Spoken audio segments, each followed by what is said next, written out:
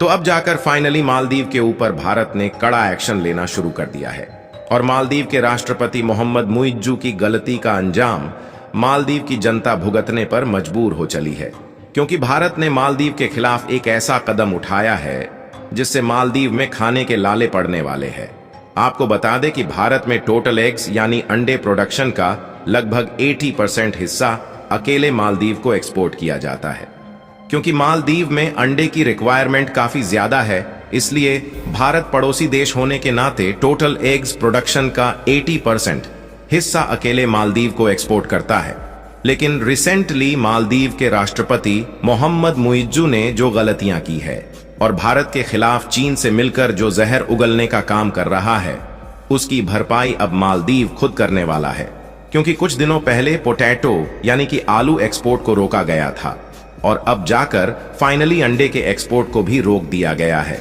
और इसके लिए भारत को एक नए देश के मार्केट का एक्सेस भी ऑलरेडी मिल चुका है, जिससे भारत रूस को एक बड़ी मात्रा में अंडे एक्सपोर्ट करने वाला है।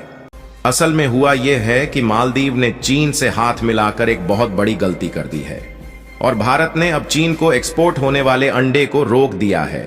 आपको बता दें कि हर महीने भारत मालदीव को अंडे के 10 बड़े कंटेनर भेजता है और ऐसे में यदि भारत मालदीव को एक्सपोर्ट होने वाले एग्स पर रोक लगा देता है तो मालदीव की जनता एक बड़ी समस्या में पड़ सकती है।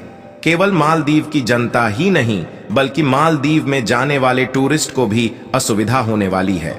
और अगर देखा जाए तो भारत और रूस के रिलेशंस पहले से ही काफी अच्छे हैं और अब भारत मालदीव के बजाय रूस को एक बड़ी मात्रा में अंडे का एक्सपोर्ट करने वाला है। और कमाल की बात यह है कि पड़ोसी देश होने के नाते भारत मालदीव को सस्ते दामों में अंडे का एक्सपोर्ट करता था, जबकि रूस को अंडे का एक्सपोर्ट करने से भारत को भी ज्यादा फायदा होता है, क्योंकि रूस भारत को मालदीव की अपेक्षा हाई कॉस्ट देने के लिए तैयार है। रूस में अंडे की डिमांड ज्यादा होने और वहां पर प्रोडक्शन कम होने की वजह से ही रूस महंगे दामों में अंडे खरीदने के लिए तैयार है। वैसे तो भारत रूस को जो अंडे का एक्सपोर्ट करेगा उसके लिए अन्य देशों की अपेक्षा रूस को कम कॉस्ट पर करना होगा। भारत के अलावा तुर्की, जर्मनी, यूनाइटेड स्टेट ये ऐसे देश हैं जो कि सबसे ज्यादा एग्स का प्रोडक्शन करते हैं और एक्सपोर्ट भी करते हैं। लेकिन दिक्कत की बात यह है कि ये देश मिडिल ईस्ट के सभी देशों समेत कतर, सऊदी अरब और अन्य देशों में अंडे का एक्सपोर्ट करते हैं और ये सभी अरब देश इन एग्स को खरीदने के लिए ज्यादा डॉलर्स पे करते हैं। इसीलिए रूस इन देशों से अंडे की खरीदारी करने के बजाय भारत से खरीदता है। रूस को अंडे का एक्सपोर्ट जिस जहाजों के माध्यम से किया जाता है वह सभी मालदीव के रास्ते से होकर गुजरते हैं और अभी तक भारत के इन्हीं पोर्ट से मालदीव को भी अंडे की सप्लाई की जा रही थी। लेकिन मालदीव की हरकतें जिस तरह बढ़ती जा रही हैं, उससे भारत अंडे की सप्लाई को बंद कर सकता है और उसके बाद इन्हीं शिप्स को सीधी रूस भेज दिया जाएगा। हालांकि इस समय देखा जाए तो भारत से मालदीव को अंडे का एक्सपोर्ट बंद किया जा चुका है, क्योंकि इस समय तमिलनाडु के कुछ जिलों में हैवी रेनफॉल होने की वजह से मालदीव जाने वाले पोर्ट बंद है। इसीलिए मालदीव को भारत एग्स का एक्सपोर्ट नहीं कर पा रहा है और इससे मालदीव की इकोनॉमी पर एक बड़ा इम्पैक्ट पड़ने वाला है। अंडे के प्रोडक्शन में भारत दुनिया का दूसरा सबसे बड़ा एग्स प्रोड्यूसिंग देश है। पहले नंबर पर है चीन, लेकिन चीन चाहकर भी ज्यादा मात्रा में एग्स का एक्सपोर्ट नहीं कर पाता, क्योंकि चीन की मार्केट में इसकी डिमांड ज्यादा होने के कारण अन्य देशों से भी अंडे का इंपोर्ट करना पड़ता है। साल 2021 का डेटा देखा जाए तो चीन हर साल 586 बिलियन के करीब अंडे का प्रोडक्शन करता है, जबकि भारत केवल 122 बिलियन अंडे का ही प्रोडक्शन कर पाता है। और भले ही भारत में चीन की अपेक्षा कम अंडे का प्रोडक्शन होता है, इसके बावजूद भी भारत बड़ी मात्रा में दूसरे देशों को अंडे का एक्सपोर्ट करता है। मालदीव और रूस के अलावा अगर देखा जाए तो भारत अपने पड़ोसी देश नेपाल, बांग्लादेश और ओमान को भी उनके रिक्वायरमेंट के हिसाब से अंडे का एक्सपोर्ट करता है।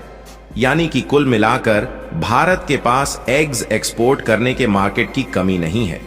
अगर भारत मालदीव को अंडे का एक्सपोर्ट ना भी करें तो हम दूसरे देशों को मालदीव की बजाय अंडे का एक्सपोर्ट करके हाई कास्ट प्रॉफिट कमा सकते हैं। और अब मालदीव ने भारत के खिलाफ चीन और तुर्की जैसे देशों से हाथ मिलाकर जो गलती करी है, उससे मालदीव एक बहुत बड़ी समस्या में फंसने वाला है। क्योंकि हमने पहले भी बताया है कि वैसे देखा जाए तो चीन दुनिया का सबसे बड़ा अंडा उत्पादन वाला देश है, लेकिन चीन में अंडे की ज्यादा रिक्वायरमेंट होने की वजह से चीन चाह कर भी दूसरे देशों को अंडे का एक्सपोर्ट नहीं कर पाता। और अगर ऐसे में चीन मालदीव की मदद करता भी है तो उसके लिए मालदीव को हाई कास्ट पे करना पड़ेगा और उसकी ट्रांसपोर्टेशन के लिए मालदीव को अलग से खर्च उठाना पड़ेगा। और चीन जैसा हाल तुर्की का भी है, क्योंकि तुर्की एक मुस्लिम देश है और इसकी वजह से यहाँ के लोगों को काफी ज्यादा अंडे की रिक्वायरमेंट पड़ती है। इसीलिए तुर्की भी मालदीव को अंडे का एक्सपोर्ट नहीं करने वाला, और अगर थोड़ी बहुत मात्रा में करता भी है तो उसके लिए मालदीव को ज्यादा पैसा देने पड़ेंगे। और मालदीव की अर्थव्यवस्था इतनी भी ज्यादा अच्छी नहीं है कि वह ज्यादा दामों में इन देशों से अंडे का इंपोर्ट कर पाए। अभी मालदीव खुद चीन का कर्जदार है और अपनी टूरिस्ट इंडस्ट्री को बढ़ाने के लिए चीन से कर्जा लिया है।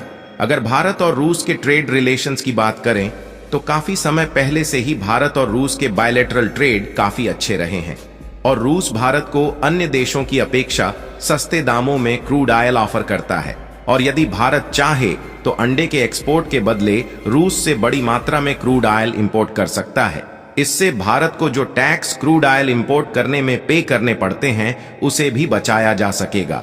यानी कुल मिलाकर मालदीव छोटा सा देश होकर भी भारत के साथ आंखें दिखा रहा है, जबकि फूड इंपोर्ट में मालदीव पूरी तरह से भारत पर ही डिपेंडेंट है।